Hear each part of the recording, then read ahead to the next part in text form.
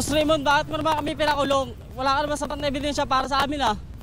At kayo mga pulis dyan sa Gandara Police Station, agad-agad nyo kami dinala sa selda. Biktima ka na kami ng mababang pasahod ng amo namin, tapos kinulong pa kami, tapos yung mga pulis, hiningan pa kami ng tigigil 1,000. Andito po sa ating studio ngayon 3 checker ng isang cargo company at ang kanilang reklamo, yung mga pulis na humuli sa kanila ng walang ebidensya at nangikil pa. Magandang umaga po sa inyo, Mr. Dorado, Mr. Fraga, Mr. Makalintal. So, pinagbintangan kayo ng inyong amo na nagnakaw ng mga pabango. Okay, agad-agad tumawag ng mga pulis. Dumating yung mga pulis, in-inspeksyon kayo, walang nakitang pabango. Pero sa kabila niyan, dinala pa rin kayo sa presinto at ikinulong ng 7 oras. Okay, matapos kayong kulungin ng 7 oras, may humingi sa inyong pera. Sino ba umaresto sa inyo? Kaya sino yung investigador sa kaso? Si PO1 Punsalan. Okay. Pagkatapos noon, hindi si Punsalan ang humingi sa inyong pera pero mayroong pulis na nagsabi habang kayo nasa loob ng kulungan, magbigay ng 1,000 tig-isa at kayo pakakawalan. Tinawagan yung mga magulang ninyo at habang kayo pinapamedical, pagbalik nyo galing sa medical, nandiyan yung mga magulang ninyo, kamag-anak at nagbigay ng pera, hindi nyo nakilala kung sino yung pulis na yun ang binigyan ng pera. Nung mabigyan kayo ng pera, saka kayo pinakawalan. Pero may pinapirma muna. I see. Okay. At nabanggit nyo rin kanina, mababa yung pasahod. Tapos, on top of that, kayo pinakulong. Tapos, kayo kinikilan. So, 3 beses kayo biktima rito. Hinold pa po yung sahod namin. Ano po? Hinold pa. Hinold pa. Sige, mamaya na yung sahod. Yung munang pulis na nanghuli at nangikil ng 1,000 pesos. Tig-isa sa inyo. Para mabigyan ng aksyon ng problema, nasa inyong telepono si Captain Leandro Gutierrez, Commander ng PCP Gandara, Manila Police District. Sir, magandang hapon po. Magandang hapon po, sir. Sir, tawan niyo po itong si Punsalan. Apo, sir. Si Pion Punsalan po. Okay. Alam niyo na po yung dahilan kung bakit po kami napatawag. Ano po? Apo, sir. Kausap po yung staff niya, sir. Opo. So, pakisabi na lang daw po kay P1 Punsalan na isoli na lang daw po yung tigwa 1,000 pesos na nakikil sa kanila ng bata mo at hindi na po sila magreklamo, manos patas na. Sir, yung tungkol po doon sa 1,000 pesos na hinihingi para po sa release nila, parang malabo po mangyari yun. Kasi po, during the time po na nandito po sila, nandito rin po ako, nandun po yung abogado ng kumpanya.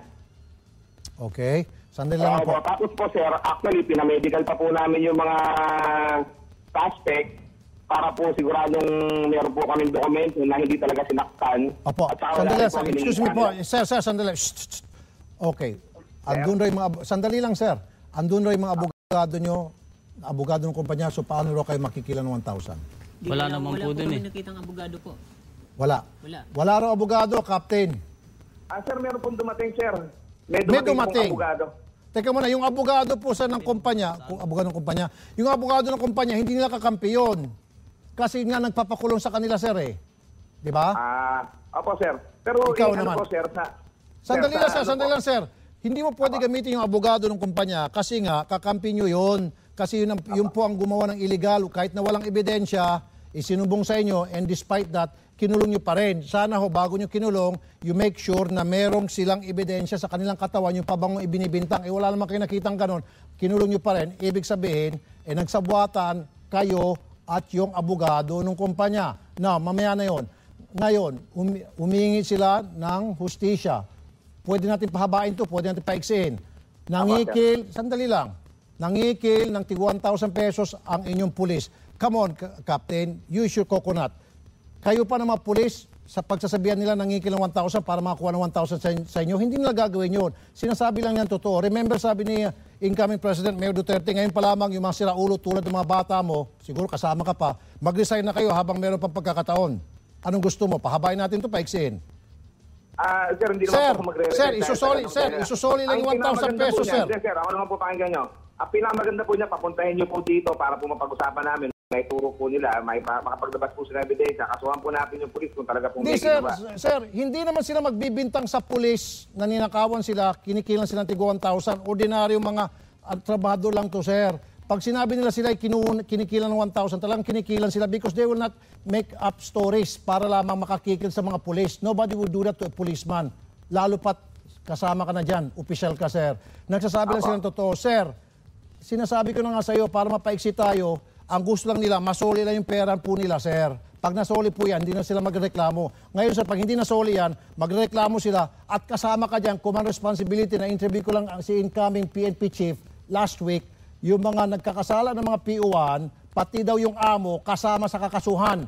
Apo, sir, apo. Pati ikaw, sisiguraduhin ko makakasuhan ka. Paano po yung ibabalik, sir, kung wala naman po talagang kinuha? Hindi, sir, hindi pwedeng hindi, sir. May nakuha talaga. Alam mo yan. Kaya naman tayo... Sir, baka sir, nabili nyo na yung... Baka nagastos nyo na yung pera at pinang-inom nyo na, pinambabae nyo na. Hindi naman po sa ganun, sir. Imposible. Mas maganda po sana, sir, kung magiging papuntahin po sila dito. Kayo po mismo, reporter din po kayo, pwede po bang ganun? Kakastigulo nyo agad ng hindi pa naiimbestigahan.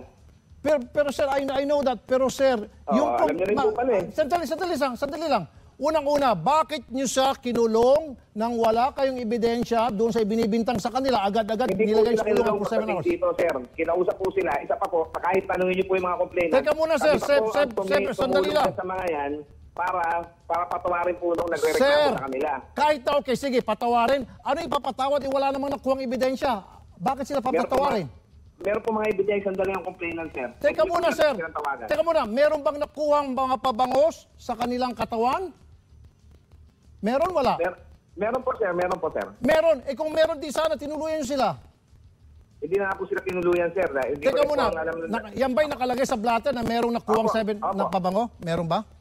Nakalagay po, sir. Meron po kami blatter dyan. Pero wala po talaga silang ebidensya na dala sa Okay, inamin nyo na nakunan kayo ng pabango sa katawan nyo? Hindi po. Kasi wala po silang Padre naman, you know better. Walang nakuhang ebidensya, okay, sa katawan nila na pabango na ibinibintang. Nagkamali kayo dito, Padre. Nagkamali kayo rito. Ngayon, gipit na kayo, kasama ka rito, kaya pinindigan mo na inyong kapalpakan. Come on. Kaya nga, we can do this the long way or the short way. Ikaw rin, nasa iyo din yan. Kabago-bago pa lang, Captain, nangungunsinti ka na ng siraulong pulis eh. Apa. Nangungunsinti ka na. Ganito po, sir. Kung meron pong kinuha dyan, sir, sabi nyo nga po, di ba, maliit na pera lang. Umpisa pa lamang, sir, walang nakuhang ebidensya laban sa mga ito at ipinakulong nyo. Doon pa lamang, sir, makikita natin kapalpakan nyo. Okay? Ngayon, kinukonsinti mo. Halata eh. Sige na nga, lumayas ka na nga dyan. Be sure to come back. Use 5 everywhere. Copyright 2016.